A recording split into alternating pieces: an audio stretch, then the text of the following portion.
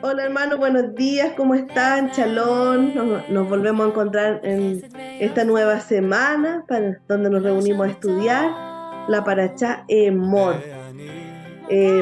Aquí estamos entonces para compartir con las hermanas, pero vamos a tener este tiempo de agradecer al Padre y vamos a darle cita a la primera oración de Modeani. La voy a compartir yo ahora.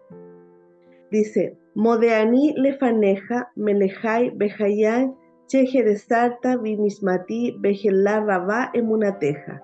Te doy gracias a ti, Rey viviente y eterno, que me has devuelto mi alma con compasión, tu fidelidad es grande. Amén.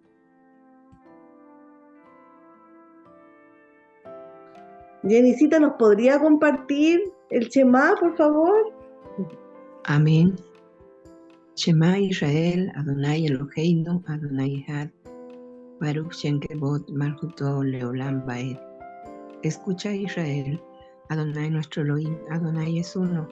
Bendito sea el nombre de su reino por siempre jamás. Amén. Amén.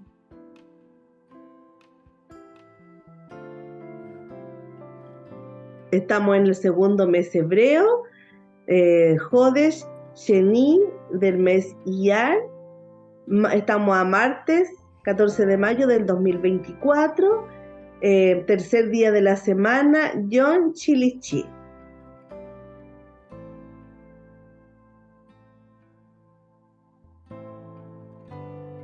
Vamos a leer ahora el Salmo 72. Jenicita, ¿nos podrías compartir este salmo? Sí, cómo no, un segundito. Del 1 al 7. 72 del 1 al 7.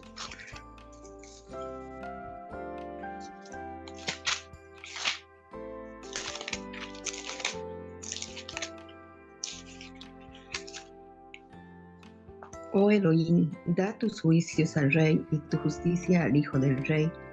Él juzgará a tu pueblo con justicia y tus afligidos con juicio. Los montes llevarán paz al pueblo y los collados justicia.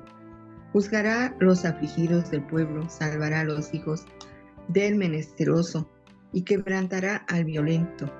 Temerte mientras dure el sol y la luna por generación de generaciones.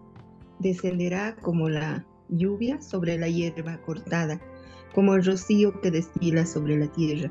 Florecerá en sus días justicia y muchedumbre de paz, hasta que no haya luna.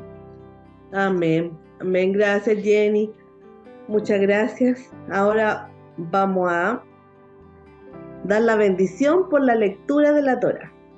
No sé si ¿cómo te sientes, Flo, para compartirnos esta porción de la lectura de la Torá, la oración? Sí, la leo. Amén. Amén. Baruch atah Adonai, Eloheinu melech haolam, asher bahar banu mikol ha'amin, benatan lanu et torato. Baruch atah Yahweh, noten haTorah, beshem Yeshua HaMashiach. Amén. Amén. Amén. Gracias. Tú, Adonai, eterno Elohim nuestro, Rey del universo, que nos has elegido entre las naciones y nos has dado tu Torá. Bendito eres tú, eterno dador de la Torá, Beshem Yeshua HaMashiach. Amén. Amén. Gracias, Flo. Me estaba adelantando. Hoy en esta semana estamos en la Parashá Emor, que dice habla. Esta la encontramos en Levítico 1 a Levítico 24, verso 23. Entonces, vamos a estudiar la primera y segunda aliyá en este día. ¿Ya? Entonces, vamos a compartir acá la primera aliyá, que la encontramos acá en Levítico 21, del 1 al 15. Y voy a dar lectura a esta porción para que la estudiemos y el Padre aquí nos hable. Tenemos mucho que aprender y el Señor en este tiempo nos está hablando cómo debemos ser a través de este libro, que a veces puede ser como tedioso, no lo entendemos, pero el Señor nos habla muy profundamente a través de estas porciones diarias, entonces tenemos mucho que aprender y mucho también que aplicar. No quedó solamente esto en el desierto, palabra que el Padre entregó en el desierto, sino que también esto es para nuestros días y para siempre. Así que dice así en la primera porción, que dice en Levíticos 21, del 1 al 15, dice: el Señor le dijo a Moisés: dile a los sacerdotes, los hijos de Aarón, que no se contaminen tocando el cadáver de alguien de su pueblo, a no ser que sea un pariente muy cercano como su mamá, su papá, su hijo, su hija o su hermano, y el cadáver de su hermana virgen, porque ella aún no se había casado. No se debe contaminar si la persona muerta estaba relacionada con él solamente por matrimonio. Los sacerdotes no se deben afeitar la cabeza ni las puntas de la barba ni hacerse heridas en el cuerpo.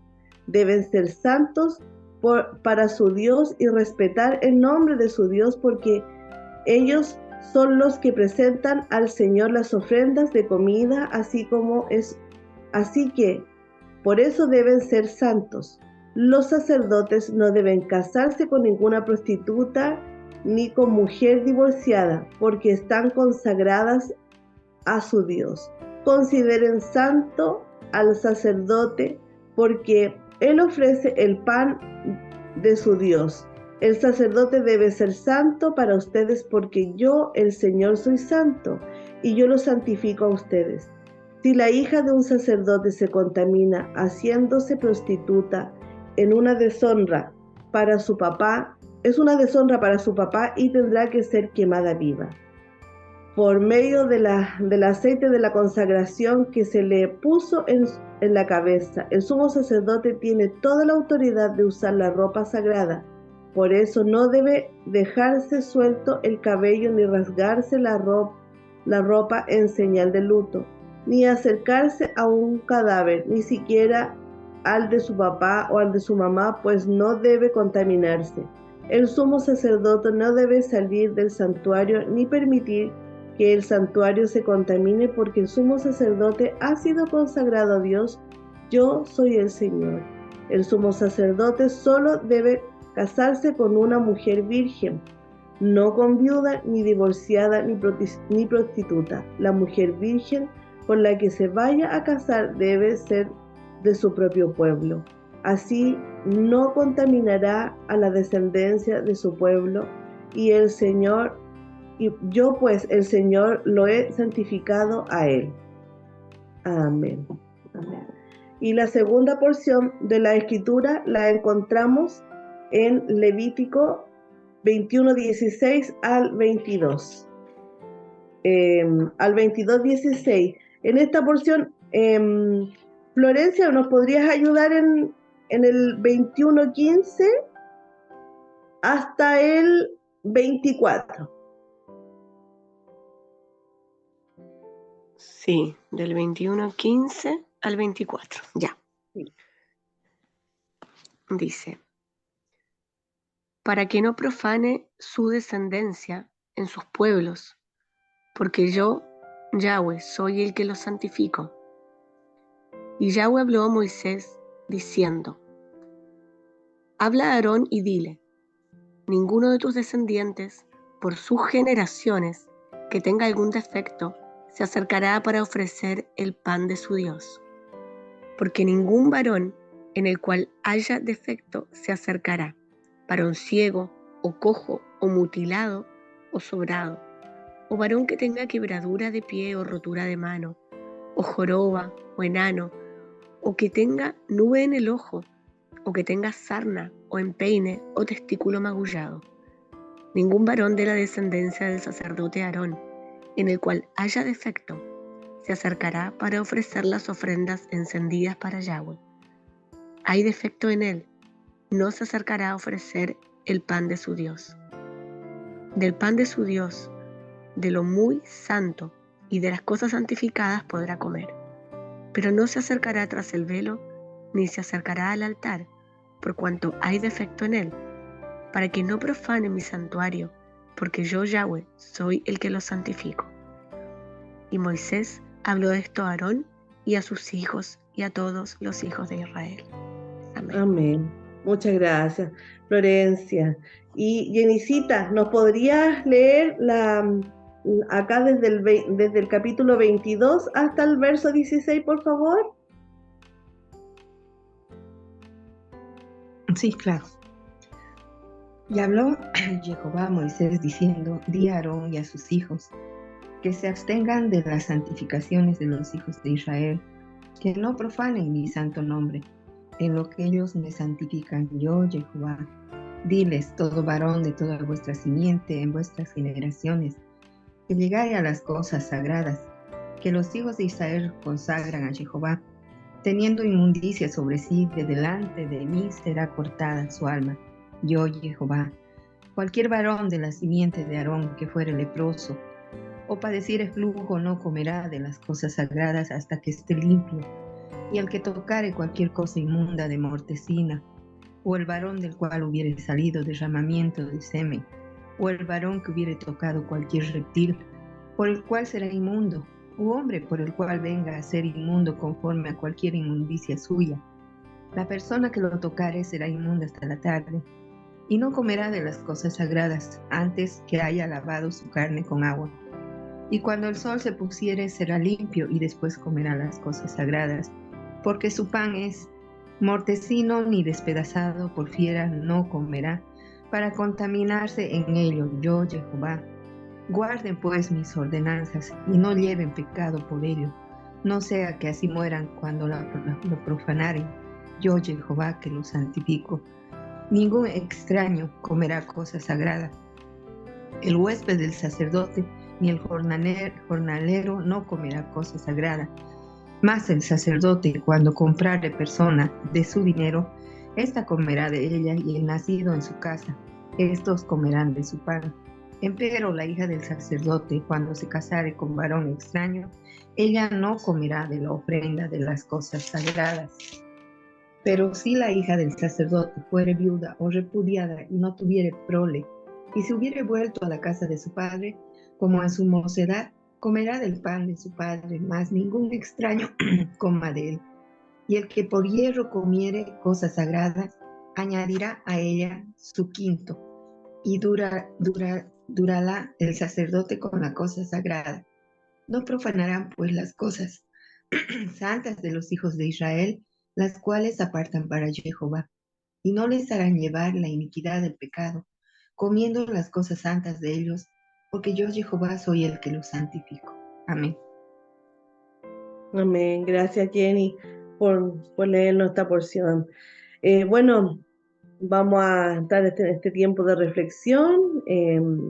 Leímos acá cómo nuestro Padre nos habla y nos va instruyendo de cómo tiene que ser el comportamiento aquí de su pueblo, los que están ya haciendo el trabajo en el tabernáculo. En este caso, lo que me correspondió compartir a ustedes es el sumo sacerdote, que él tenía que ser perfecto, es decir, sin contaminación, no se podía contaminar, y así también tampoco la ordenanza del Padre, que no podía acercarse a cadáveres como de extraños de su pueblo. Sí, se le permitía acercarse a lo que fuera sus parientes más cercanos, como su esposa, sus padres, sus hijos, pero ya después ya no podía acercarse a ellos, no podía haber una contaminación, porque el Señor había consagrado a los sacerdotes, y en este caso al sumo sacerdote, de hacer todas las ordenanzas para el santuario, y él tenía que tener una santidad máxima, una rigurosidad en la santidad. Entonces, bueno, el Señor nos va hablando de también que este sumo sacerdote, hacer este oficio, no debía contaminarse con nada externo a lo que él le tocaba hacer. Entonces, a veces de pronto vemos que hay normas muy difíciles. Cuando le habla ahí que si su hija comete ahí un error, tendrá que ser muerta, es decir, desechada del pueblo, y y vemos que hay muchas cosas, pero la familia, tanto el sumo sacerdote como su familia tenían también que tener el Señor le enviaba a tener una ordenanza, que tenían que tener una santidad también ellos, es decir, como familia también. Entonces, vemos muchos mandamientos acá que nuestro Padre nos está hablando, pero si bien hay cosas que ya esas cosas no se dan en este tiempo hoy día, porque sabemos que no está templo y está el tabernáculo celestial donde oficia nuestro Mesías Yeshua, y estas cosas hoy en día no están, pero vemos sí que el Señor también a nosotros nos habla de que no debemos contaminarnos y que nuestra consagración y lealtad a nuestro Señor tiene que ser sumamente de fidelidad y de orden a Él. Entonces nos seguimos nosotros también limpiando y no teniendo esos defectos. Cada defecto que puede haber en nuestras vidas tiene que salir de nosotros para nosotros cada día ser consagrados más a nuestro Señor. Eso es lo que quería compartirles, hermanas. No sé, Florencia, ¿tú nos podías compartir algo de lo que pudiste entender y leer?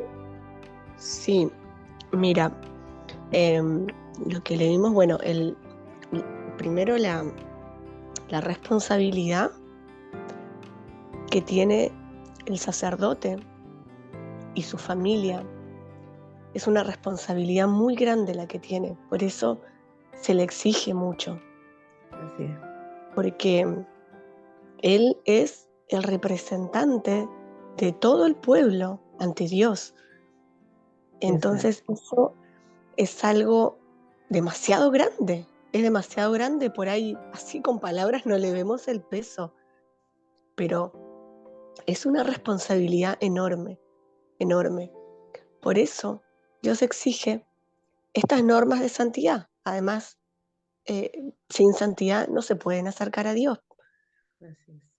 Entonces, Dios exigía esas cosas. Y para que la familia, para que todos entendieran también, ¿no? El peso y todo lo que esto conlleva, lo que el sacerdocio conlleva. Así es.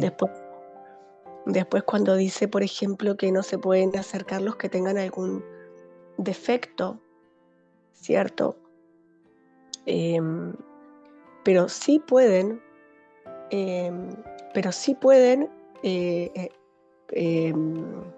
probar de sus comidas, digamos. Sí podían compartir la mesa, lo que no podían es ellos presentar los sacrificios. Yo creo que también es un acto de misericordia de Dios, porque los está también cuidando de esta responsabilidad tan grande. Porque imagínate una persona ciega que tenga esta carga enorme, que tenga que cumplir esas normas, que no pueda acercarse a un muerto, que no pueda, todas estas leyes que tenían que cumplir los sacerdotes, que por ahí teniendo ciertos defectos, se les iba a hacer mucho más difícil. Entonces yo creo que porque por ahí lo pueden ver como que hay, ¿no? Como que hay porque ellos no, porque esto sí, porque este tiene algo malo, ¿no? De repente muchas veces lo ven por ese lado. Pero yo creo que es más por la misericordia, porque sí después podían participar en todo lo otro. Entonces creo que es más por la misericordia y por cuidarlos también de esa responsabilidad tan grande.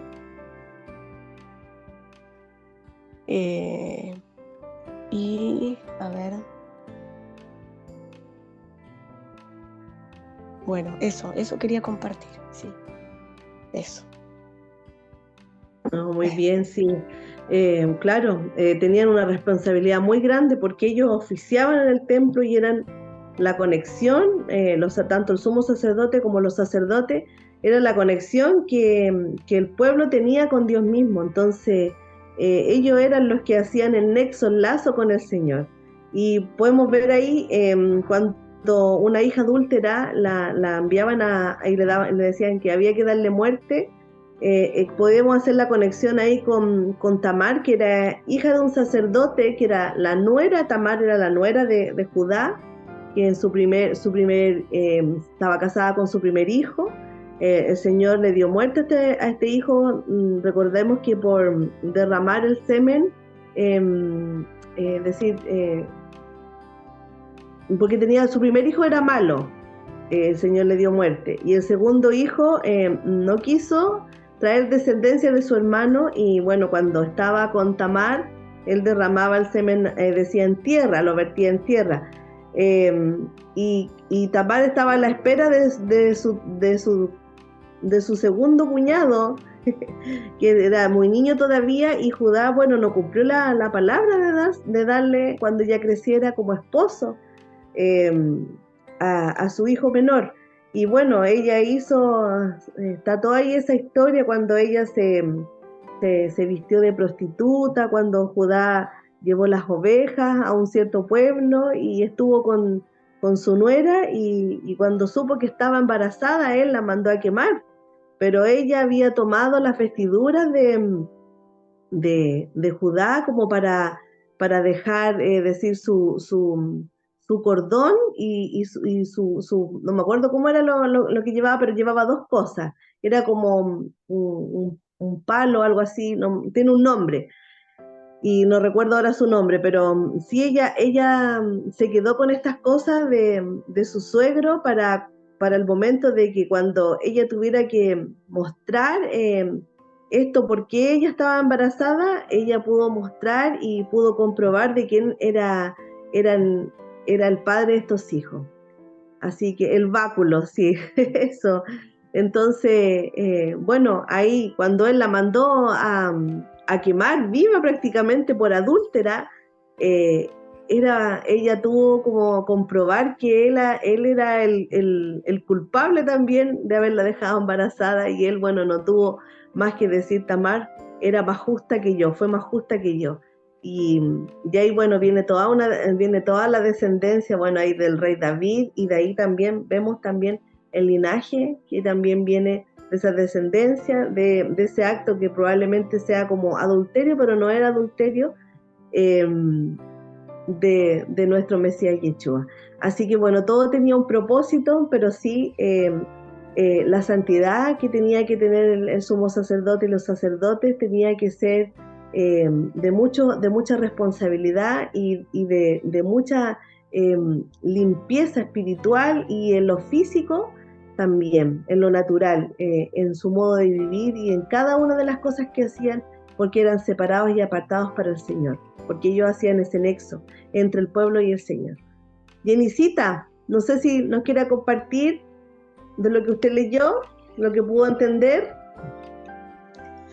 Bueno, aumentar a lo que ustedes ya han comentado, estos capítulos, versículos que hemos leído, en su totalidad se relacionan a la gente que estaba relacionada al templo, a los levitas, y obviamente las instrucciones eran muy específicas, claras, contundentes, sentenciosas si se quiere, porque ahí habla de que si cometían alguna cosa que no era la correcta, pues podían ser cortados del pueblo. Entonces era una forma de parte del Padre de guardar la santidad de estas personas que él había elegido como sus sacerdotes, incluso reemplazando a los primogénitos del pueblo de Israel en esta época.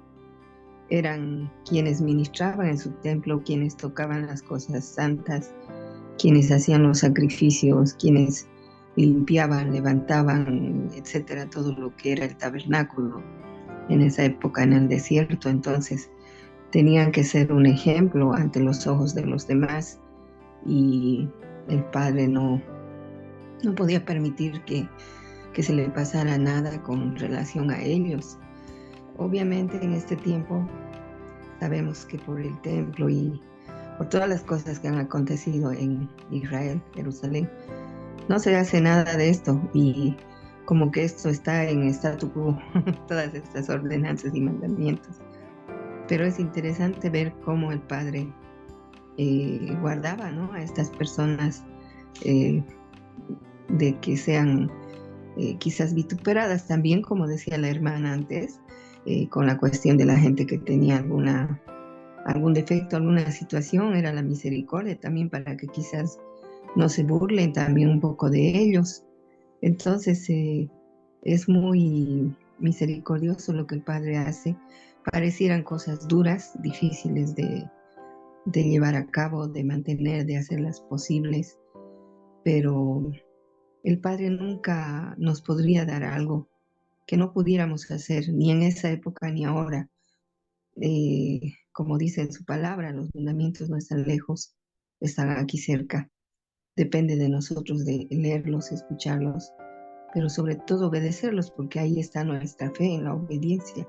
Si los obedecemos, estamos confiando en que lo que Él dice es real y verdadero, y ahí nuestra fe se hace más efectiva y va creciendo.